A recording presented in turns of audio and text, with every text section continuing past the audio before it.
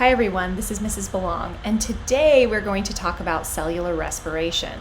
Now we all know that cellular respiration takes place in the mitochondria, and its main job is to generate ATP, okay? So it generates the energy that is required for us to live. The point is to make ATP. We need cellular energy to perform all the necessary growth, repair, and maintenance to keep us alive. So cellular respiration does this. Now, at its very basics, if we look at a basic model of cell respiration that you've probably heard before, which is if you start with a glucose and you add oxygen, so here's our reaction, we can make CO2 and H2O. And that is oftentimes given as that reaction for cellular respiration. And it works if we're starting from glucose, which is what, for simplicity's sake, we are going to show you during this discussion. Okay?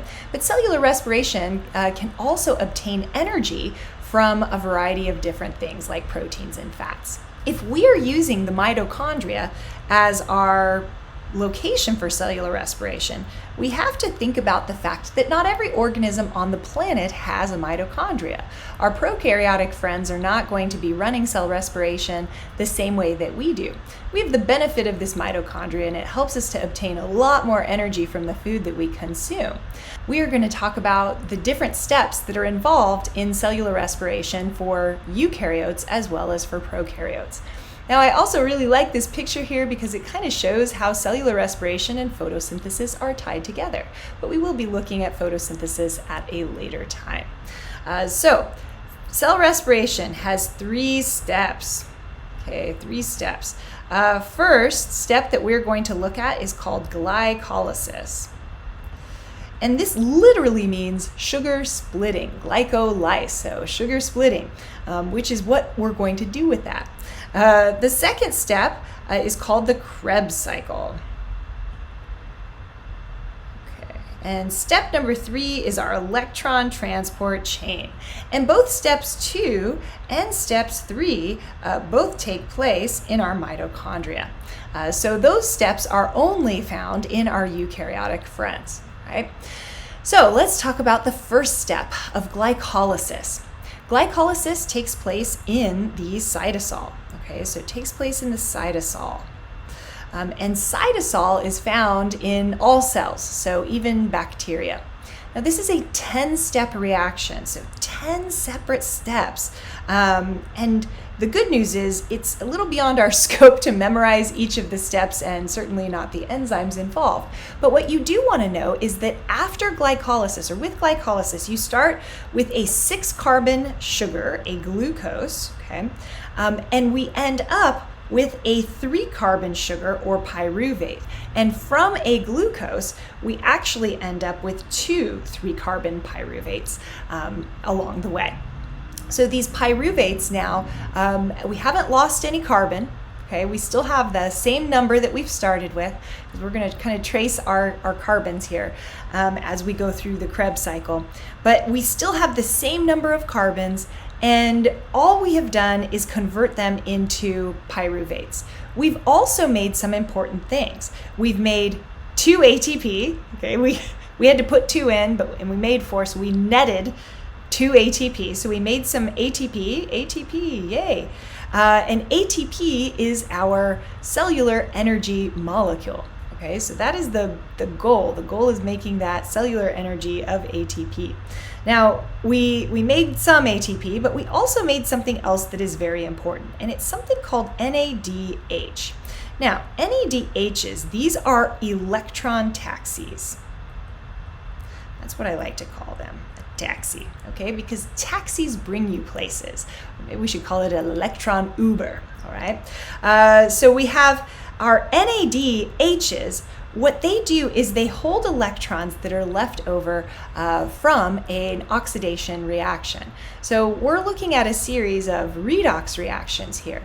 And when we actually add electrons to something, we are reducing it. And when we remove oxygen or electrons from something, we are oxidating it. Now, we end up oxidizing our glucose and we pull some of these electrons off. So this is an oxidation reaction from glucose to pyruvate, but then we end up reducing or giving those electrons to the NAD pluses. So in order to make an NADH, you have something called NAD plus, okay? And it effectively holds these two electrons. In a covalent bond, we know that we have these two electrons, and they then can bind a hydrogen, and they are located in that bond. So we end up making an NAD, and then the covalent bond right here that holds that H has the two electrons that have been removed. So we have reduced that NAD plus, and we've giving it those electrons that can then be used later. So we want to keep that in mind. Our electron Ubers here are NADHs.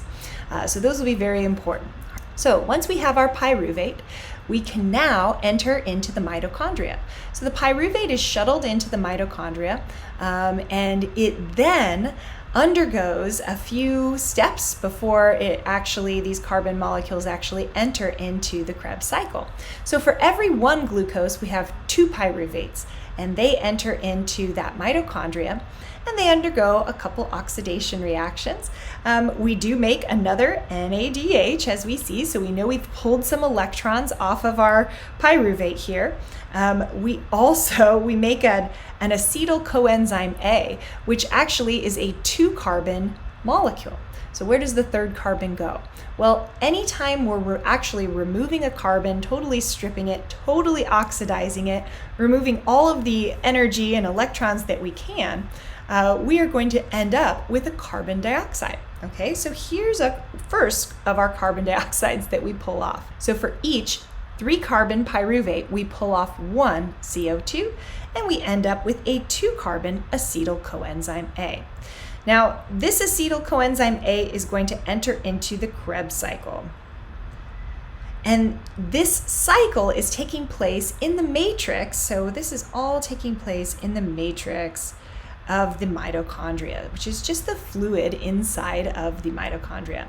So there's enzymes that are going to be involved in each step of this process. So our acetyl coenzyme A enters into the Krebs cycle. It binds with a 4-carbon intermediate to make a 6-carbon citrate. That 6-carbon citrate has an enzyme that changes it into a different 6-carbon molecule. In the next steps, we remove a CO2 and we make an NADH. In the step out, and now we have a 5-carbon molecule.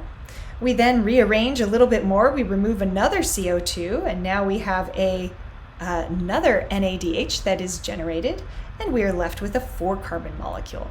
Now there's a series of enzymatic reactions that rearrange that 4-carbon molecule until we get back to that starting 4-carbon molecule.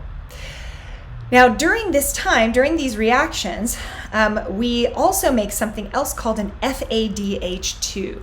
And an FADH2 is another electron carrier. So just like NADH, it is carrying electrons that were added to it through an oxidation reaction of one of these 4-carbon molecules. So we have put into this, so 2 carbons went in, and look, 2 carbons came out of that cycle. So all of our carbons are accounted for that went into this reaction, and we have 2 turns of the Krebs cycle for each one glucose that is generated. Another thing that is not shown here, but that we also make, is another ATP. Okay, so we do actually generate a little bit more ATP as well. And it's a small amount for each of our acetyl coenzyme A's. So we make a little bit of ATP. We've made some NADHs and some FADH2s though, and we have fully oxidized our sugar, our glucose, or our acetyl coenzyme A. We've fully oxidized that glucose to, at this point, 6 CO2s, because for each pyruvate, we had 3, and we lost 1, the first one here, we lost the second one here, and we lost the third one here. And that goes through 2 times. So we have put all of our 6 carbons that have come in, have all left as carbon dioxide. Moving on to the next step. And we have made a little bit of ATP. we have also made NADH and FADH2s. Now the value of these electron carriers is huge. These reduced molecules store energy for us, as we will see. And this energy is then used in our electron transport chain. And the electron transport chain is what I want to share with you next, because that is where we're going to get a huge amount of ATP. Okay, so looking at our electron transport chain, the ETC are a series of proteins that are bound in the inner membrane of the mitochondria. Okay, so as we look at this mitochondrial inner membrane, they're bound right here on the inner membrane. This inner membrane is highly folded to allow a lot of these ETC proteins to be bound in that membrane. Some of these proteins in the ETC are transmembrane proteins, so they go all the way through.